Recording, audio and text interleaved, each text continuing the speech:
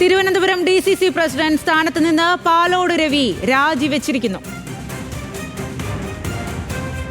വിവരങ്ങളുമായി PR പ്രവീണയാണ് ചേരുന്നത്. Praveena, phone സംഭാഷണം പുറത്തു വന്നതിന് പിന്നാലെ വലിയ പ്രതിരോധത്തിലായിരുന്നു പാലോട് രവി. ഇപ്പോൾ ഈ രാജിക്ക് കാരണം പാർട്ടിയുടെ സമ്മർദ്ദമാണോ? കൂടുതൽ വിവരങ്ങൾ.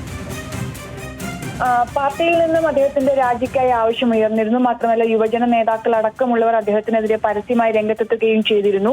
വാർത്തകൾ വന്നതോടുകൂടി AICC നേതൃത്വം KPCCയോട് റിപ്പോർട്ട് ആവശ്യപ്പെട്ടു. തുടർന്നാണ് പാലോട് രവി രാജിക്കത്ത് നൽകിയത്. ഇതിനു മുൻപും ഒരു തവണ രാജിക്കത്ത് അദ്ദേഹം നൽകിയിട്ടുണ്ട്.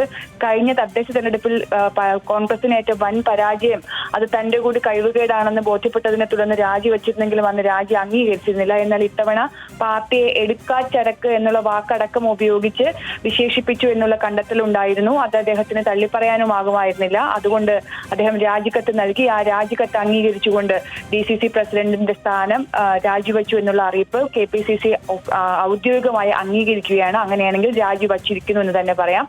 ആ രാജി അംഗീകരിക്കുകയും ചെയ്തിരിക്കുന്നു. അതിനോടൊപ്പം തന്നെ അദ്ദേഹവുമായി ഫോണിൽ സംസാരിച്ച വാമനപുരം ബ്ലോക്ക് മെമ്പർ കൂടിയായ പാർട്ടിയുടെ ബ്ലോക്ക് മെമ്പറായ M. ജലീലിനെ പാർട്ടിയുടെ പ്രാഥമിക അംഗത്വത്തിൽ നിന്ന് സസ്പെൻഡ് ചെയ്തിട്ടുമുണ്ട്.